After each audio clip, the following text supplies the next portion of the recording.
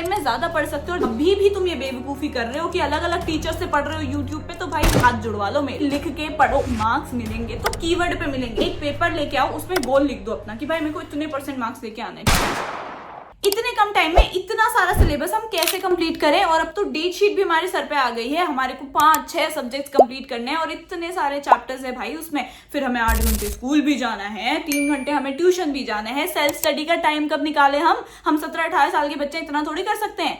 देखो भाई, मैं तुम्हें ना एक अपनी कहानी सुनाती हूँ। जब मैं स्कूल में थी ना, मैं हमेशा से बैक बेंचर रही हूँ, ठीक है। वो बच्चे नहीं होते जो पीछे बैठते हैं, बट हमेशा तुम्हें स्कूल में कॉम्पिटिशन में पार्टिसिपेट करते हुए दिख जाएंगे, स्टेज पे दिखेंगे भैया हमेशा। मैं उन बच्चों में से थी, ठीक है। बट फिर भी एंड के कुछ महीनों में पढ़ के, मैं पूरे साल ये स्टेज कॉम्पिटिशन में रहती थी, एंड के 2 से 3 महीने पढ़ के भाई मैं चौका लगाती थी। और हमेशा हर क्लास में मेरे 95% से ऊपर मार्क्स आए हैं, ठीक है। भले ही हाँ, मेरे हाफ ईयरली में भाई बहुत कम मार्क्स आए हुए थे, बट फाइनली में तो मैं बहुत ज्यादा ले आई थी। अब कैसे होता है, कैसे कम टाइम में ज्यादा पढ़ सकते हो? और दिमाग में भाई देखो क्या होता है, तुम पढ़ तो लोगे बट तुम भूल जाते हो, यही तो होता है। आगे का पढ़ते हो, पीछे का भूलते जाते हो। ऐसा ना हो, जो पढ़ रहे हो वो दिमाग में रहे, वो आज की वीडियो में बताने वाली हूँ। तो प्लीज वीडियो को एंड तक जरूर देख लेना। सबसे पहला स्टेप होगा तुम्हारा, अपने सिलेबस को खोल के तो देखो। तुमने अपनी बुक के आगे वाले इंडेक्स में सारे चैप्टर्स देख रखे हैं, अपने ट्यूशन में सब कुछ पढ़ रखा है, बट भाई एक बार ऑफिशियल जो PDF आया है सिलेबस का, उसको तो खोल के देखो। उसमें ये देखना है तुमने जो सबसे ज्यादा वेटेज वाले चैप्टर्स हैं उनको सबसे पहले निपटाना है। देखो तुम क्या करोगे भाई, 6-6 मार्क्स के 2 चैप्टर्स कर लिए तुमने, ओहो 12 मार्क्स का पढ़ लिया। बट वहीं पर ऐसे 2 चैप्टर्स जो कि 24-24 मार्क्स के हैं, यानी 48 मार्क्स के हैं, वो नहीं पढ़े। कह रहे को तो तुमने 2 चैप्टर्स पढ़ लिए, बट वो 2 छोड़ दिए जिनमें एक्चुअली में ज्यादा मार्क्स आने वाले थे। समझ रहे हो तुमने इतना टाइम लगा दिया सिर्फ इन 2 चैप्टर्स को कंप्लीट करने में, जिससे तुम्हें 12 मार्क्स मिलने वाले हैं। अगर इतना टाइम तुम इन 2 चैप्टर्स को दे देते ना, तो 48 मार्क्स बना देते। इसीलिए बोल रही हूँ, अभी भी समय है, 90-110 दिन भी है, ठीक है। खोलो सिलेबस को हर सब्जेक्ट के, ठीक है। उस बाद देखो जो इंपॉर्टेंट है, जिनमें ज्यादा मार्क्स आ रहे हैं, उनको पहले कर लो बेटा, बाद में पछताओगे। दूसरा काम यार, मेरे कहने से, तुम्हारी बड़ी बहन के कहने से ही कर लो कि अपनी डेट शीट जो तुम्हारी है ना, जो सब्जेक्ट्स के हैं, उनको ना एक स्टिकी नोट पे या नॉर्मल पेपर पे लिख के अपनी स्टडी टेबल, जहां भी पढ़ने बैठते हो, बेड पे बैठते हो अगर वहां पे भी, तो भाई उधर चिपका लो। क्योंकि अगर कभी मजबूरी में भी डांट खा के भी पढ़ने बैठ रहे हो, सामने डेट शीट देख रहे हो ना आते ही, तो तुम्हारे अंदर वैसे ही खलबली मच जाएगी, हो इतने कम दिन बचे हैं यार, अगर सही में मम्मी पापा को प्राउड फील कराना है, अब तो मेहनत करनी पड़ेगी।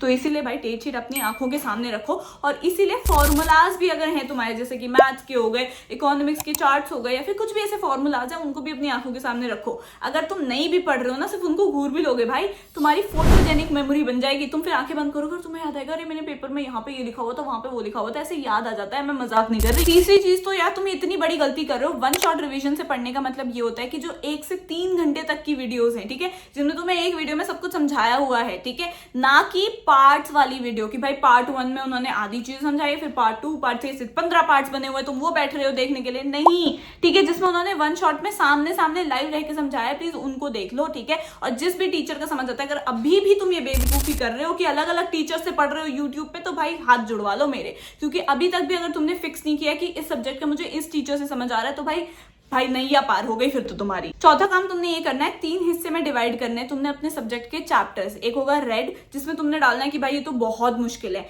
एक है येलो, जिसमें ओके हाँ मतलब अगर मेहनत करूंगा तो कर लूंगा। उसके बाद तीसरे आते हैं जो कि बड़े आसान है, तुम बड़े प्यार से कर लोगे। एंड में अगर 1 घंटे भी पढ़ लिया तो भी हो जाएंगे ये चैप्टर, तुमने 10 बार पढ़ रखे हैं, ठीक है। अगर ऐसे हैं 3 हिस्सों में तुमने डिवाइड कर लेना है। एक बात का ध्यान रखना, जो मुश्किल लगते हैं ना तुम्हें चैप्टर्स, या फिर जो भी तुम्हें टॉपिक मुश्किल लगता है, उसको कभी भी मॉर्निंग में नहीं उठाना है, ठीक है। क्योंकि जब तुम मॉर्निंग में सो के उठते हो, उस टाइम अगर तुमने इफेक्टिवली पढ़ लिया, मतलब जैसे अगर तुम मान लो 10 बजे उठे हुए हो किसी संडे को, ठीक है, मान लेते हैं तुमने रात भर पढ़ा है, तुम 10 बजे उठ रहे हो, ठीक है। उसके बाद तुमने अगर 10:30 से 11:30 या 12:30 तक ऐसा जबरदस्त पढ़ा है ना, ऐसा टॉपिक पढ़ लिया तुमने कि ओ भाई मेरे तो कान खुल गए, आंख खुल गए, सब कुछ खुल गया है, ठीक है। तो उसके बाद पूरे दिन तुम एक्टिव रहोगे। मुश्किल सुबह मत उठाना, पूरे दिन ऐसी मूड रहेगा, हे राम इससे कुछ हो ही नहीं रहा है, ठीक है। तो ऐसे नहीं करना है हमें, स्टार्टिंग में हमारे को आसान ही उठाने हैं, ठीक है। और जो मुश्किल लगते हैं तुम्हें, उनको भाई अपनी टीचर्स के पास जाओ, उनके साथ बैठो। क्योंकि ना टीचर जो है, अब सिलेबस ऑलमोस्ट कवर होने वाला होगा, ठीक है, कंप्लीट होने वाला होगा, तुम्हारा प्री बोर्ड भी शुरू होने होंगे, ठीक है।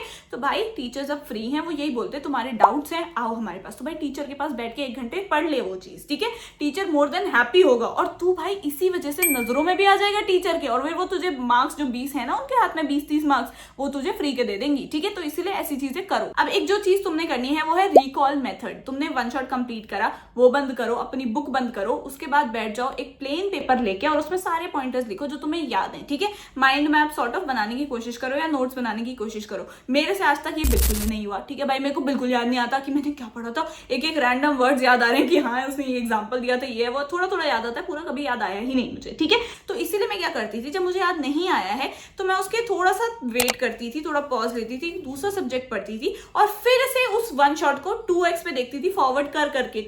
अगर 1 घंटे का है तो मैं उसको 15-20 मिनट में कंप्लीट करती थी। फिर जो मेरे रिमेनिंग थे ना कि मैंने आधे आधे नोट्स बना रखे कहीं कहीं के कीवर्ड्स, उनको कंप्लीट करती थी। तो इस हिसाब से क्या रहता था कि मेरे माइंड को थोड़ा सा ब्रेक भी मिल गया, दूसरा सब्जेक्ट भी पढ़ लिया है, उसके बाद दोबारा से रिफ्रेश होकर मैं दोबारा से पढ़ती थी, ठीक है। तो ये मेथड वैसे तो मेरे को कभी काम नहीं किया कि भाई बुक बंद करके याद करो जो जो तुमने, भाई नहीं रहता है, ठीक है।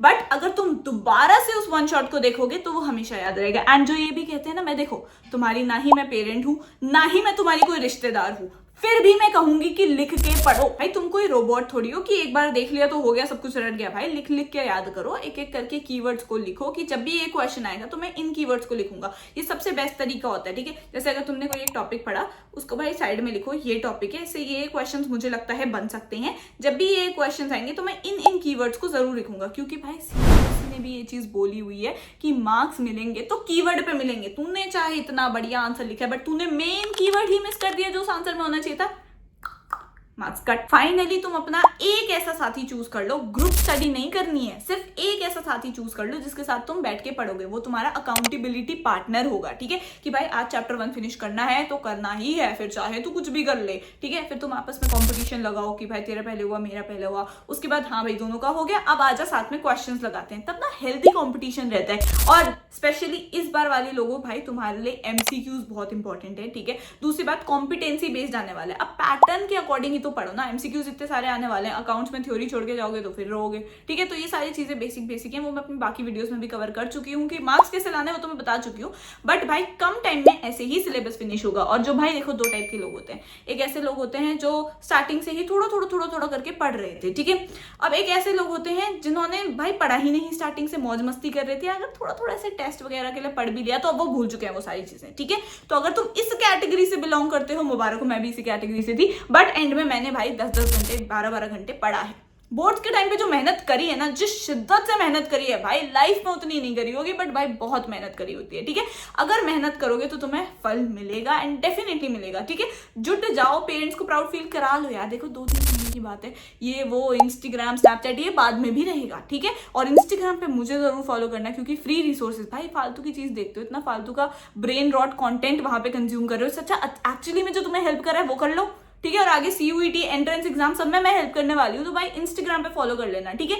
दूसरी बात इंपॉर्टेंट ये आ जाती है कि तुम्हें बैठ के 12 घंटे पढ़ना पड़ेगा। अब तुम चाहे मेरे सामने रो कमेंट सेक्शन में आके, दीदी मैं तो 2 घंटे बाद डिस्ट्रैक्ट हो जाती हूँ, अरे तो तेरे मार्क्स भी नहीं आएंगे। सिंपल सी चीज है भाई, तुम अपने दिमाग में देखो, कोई कितना समझा ले तेरे को, जब तक तुम अंदर से नहीं समझोगे ना कि मेरे को अपने पेरेंट्स को प्राउड फील कराना है, तब तक कुछ नहीं हो पाएगा, ठीक है। इसीलिए आज से एक पेपर लेके आओ, उसमें गोल लिख दो अपना कि भाई मेरे को इतने % मार्क्स लेके आना है, ठीक है। उसको कहीं संभाल के रख दो, ठीक है। डेट भी मेंशन करना कि मेरे को इतने % लेके आना है, उसको संभाल के रख दो। जब एक्चुअली में बोर्ड का रिजल्ट देखोगे और उससे ज्यादा मार्क्स आ रखे होंगे ना, 90%, 95, 96, 97, 98, तब होगा एक्चुअली में मजा कि देख इस डेट पे लिखा था मैंने।